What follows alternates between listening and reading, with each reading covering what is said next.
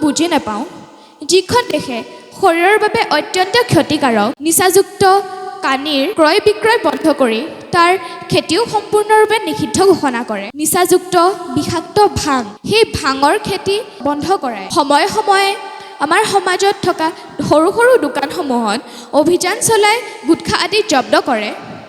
অথচ সেই একেখন দেশেই আমাৰ দেশৰ গুটখা উৎপাদনকাৰী কোম্পানীসমূহক গুটখা উৎপাদনৰ বাবে লাইচেঞ্চ প্ৰদান কৰে। আজিৰ এই অনুষ্ঠানলৈ যিহেতু মোক এগৰাকী নিৰ্দিষ্ট বক্তাৰূপে আমন্ত্ৰণ কৰি অনা হৈছে, সেয়েহে মই মোৰ মনলৈ বাৰে বাৰে আহি থকা আমাৰ সমাজৰ বাবে অত্যন্ত গুৰুত্বপূৰ্ণ বুলি ভবা এটি নিৰ্দিষ্ট বিষয়ৰ ওপৰত অকণমান আলোকপাত কৰিব বিচাৰিছোঁ। বৰ্তমান সময়ত আমাৰ যুৱ সমাজত প্ৰচলিত এক ভয়ানক ব্যাধি হৈছে ৰাগিয়াল দ্ৰব্য সেৱন। বিশেষকৈ গুটখা নামৰ এবিধ নিচাযুক্ত দ্ৰব্যই আমাৰ সমাজৰ কিছুসংখ্যক শিশুৰ পৰা আৰম্ভ কৰি যুৱক যুৱতী তথা কিছুসংখ্যক জ্যেষ্ঠ লোকৰ মাজতো ইমানেই জনপ্ৰিয় হৈ পৰিছে যে এই দ্ৰব্যবিধ সেৱন নকৰা লোকক কিছুৱে মানধাতা যুগৰ লোক বুলি উপহাস কৰা দেখা যায়। কিন্তু মই দেখা পাইছোঁ কেনেকৈ এই গুটখাই আমাৰ সমাজৰ এচাম শিশুক নিচাগ্ৰস্ত কৰি তেওঁলোকৰ শাৰীৰিক, মানসিক আৰু বৌদ্ধিক দিশত ব্যাপক ক্ষতি সাধন কৰিছে। যুৱ সমাজৰ গৰিষ্ঠ সংখ্যকেই এই গুটখা সেৱন কৰি নিজৰ ভৱিষ্যত জীৱন অন্ধকাৰময় কৰি তুলিছে। মোক হয়তো কোনোবাই প্ৰশ্ন কৰিব, গুটখা বেয়া বুলি তুমি কেনেকৈ জানিলা? হয়, মই জানো। কিয়নো গুটখাৰ পেকেটটোতে লিখা থাকে বিধিসন্মত সতৰ্কীকৰণ, যিবোৰৰ সেৱনে আমাৰ মানৱ দেহত কেঞ্চাৰ পৰ্যন্ত ৰোগৰ সৃষ্টি কৰি মৃত্যুমুখতো পেলাব পাৰে বুলি উল্লেখ থাকে।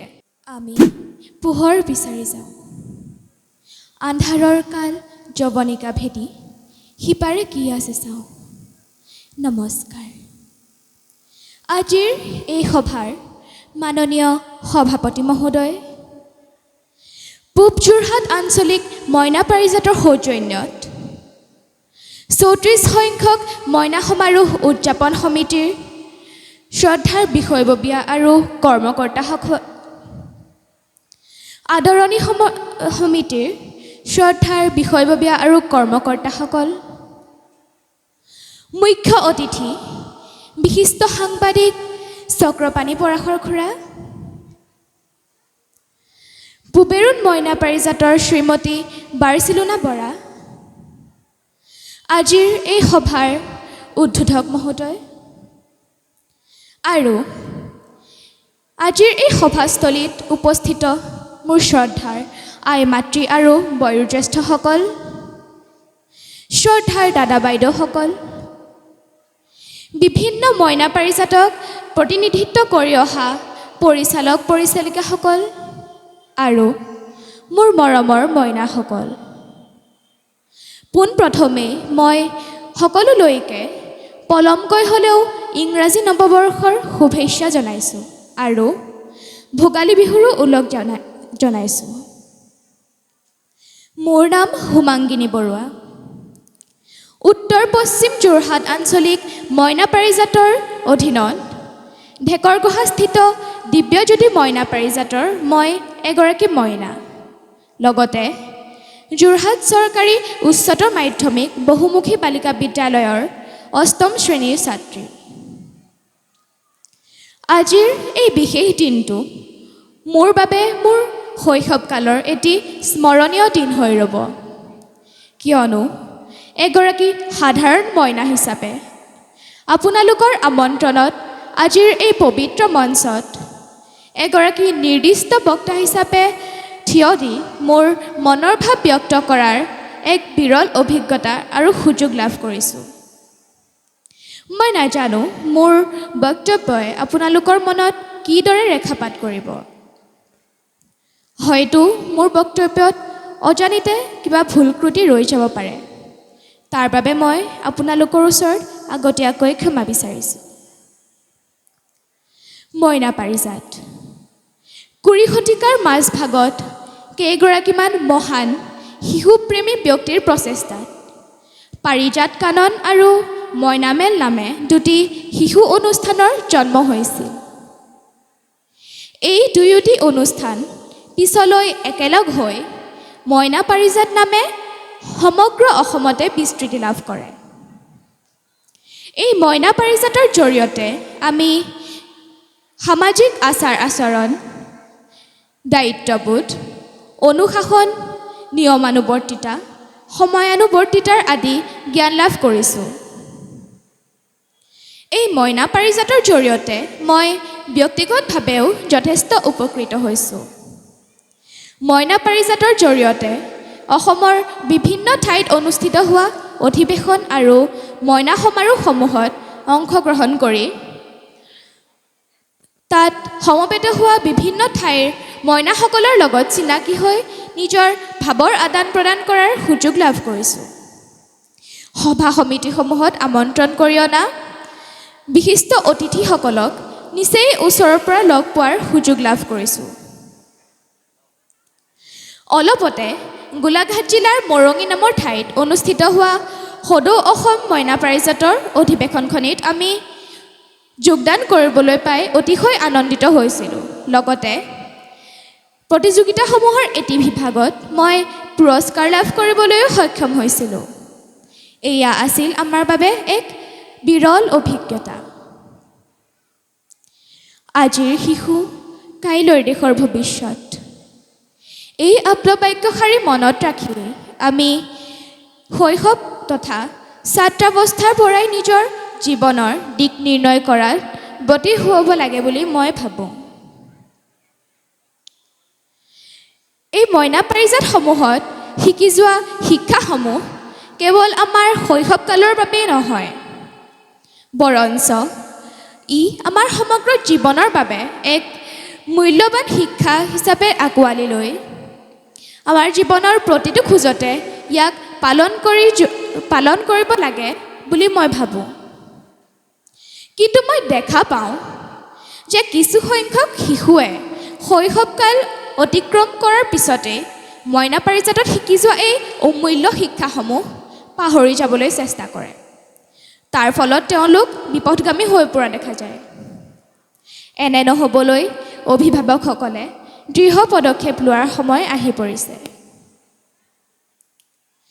আজিৰ এই অনুষ্ঠানলৈ যিহেতু মোক এগৰাকী নিৰ্দিষ্ট বক্তাৰূপে আমন্ত্ৰণ কৰি অনা হৈছে, সেয়েহে মই মোৰ মনলৈ বাৰে বাৰে আহি থকা আমাৰ সমাজৰ বাবে অত্যন্ত গুৰুত্বপূৰ্ণ বুলি ভবা এটি নিৰ্দিষ্ট বিষয়ৰ ওপৰত অকণমান আলোকপাত কৰিব বিচাৰিছোঁ। বৰ্তমান সময়ত আমাৰ যুৱ সমাজত প্ৰচলিত এক ভয়ানক ব্যাধি হৈছে ৰাগিয়াল দ্ৰব্য সেৱন। বিশেষকৈ গুটখা নামৰ এবিধ নিচাযুক্ত দ্ৰব্যই আমাৰ সমাজৰ কিছুসংখ্যক শিশুৰ পৰা আৰম্ভ কৰি যুৱক যুৱতী তথা কিছুসংখ্যক জ্যেষ্ঠ লোকৰ মাজতো ইমানেই জনপ্ৰিয় হৈ পৰিছে যে এই দ্ৰব্যবিধ সেৱন নকৰা লোকক কিছুৱে মানধাতা যুগৰ লোক বুলি উপহাস কৰা দেখা যায়। কিন্তু মই দেখা পাইছোঁ কেনেকৈ এই গুটখাই আমাৰ সমাজৰ এচাম শিশুক নিচাগ্ৰস্ত কৰি তেওঁলোকৰ শাৰীৰিক, মানসিক আৰু বৌদ্ধিক দিশত ব্যাপক ক্ষতি সাধন কৰিছে। যুৱ সমাজৰ গৰিষ্ঠ সংখ্যকেই এই গুটখা সেৱন কৰি নিজৰ ভৱিষ্যত জীৱন অন্ধকাৰময় কৰি তুলিছে। মোক হয়তো কোনোবাই প্ৰশ্ন কৰিব, গুটখা বেয়া বুলি তুমি কেনেকৈ জানিলা? হয়, মই জানো। কিয়নো গুটখাৰ পেকেটটোতে লিখা থাকে বিধিসন্মত সতৰ্কীকৰণ, যিবোৰৰ সেৱনে আমাৰ মানৱ দেহত কেঞ্চাৰ পৰ্যন্ত ৰোগৰ সৃষ্টি কৰি মৃত্যুমুখতো পেলাব পাৰে বুলি উল্লেখ থাকে। মোৰ দেখি ভয় লাগে যেতিয়া এটি সপ্তম অষ্টম শ্ৰেণীৰ ছাত্ৰই বিদ্যালয়লৈ যাওঁতে নিতৌ দোকানলৈ গৈ ৪-৫ পেকেটকৈ গুটখা কিনি নিজৰ জেপত ভৰায়। ইমান এটি সৰু ল'ৰাই এই গুটখা ক্ৰয় কৰিবৰ বাবে পইচা কেনেকৈ যোগাৰ কৰে? নিশ্চয় তেওঁ কিবা বিপথগামী কাম কৰিব লাগিব।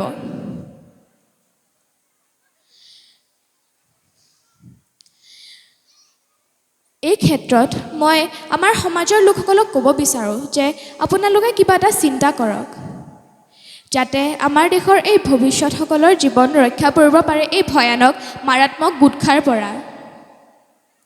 লগতে মই আমাৰ চৰকাৰ প্ৰশাসনকো অনুৰোধ জনাম যে আমাৰ দেশত নিচাযুক্ত যিকোনো দ্ৰব্যৰে ক্ৰয় বিক্ৰয়ৰ লগতে উৎপাদনো সম্পূৰ্ণৰূপে নিষিদ্ধ ঘোষণা কৰক।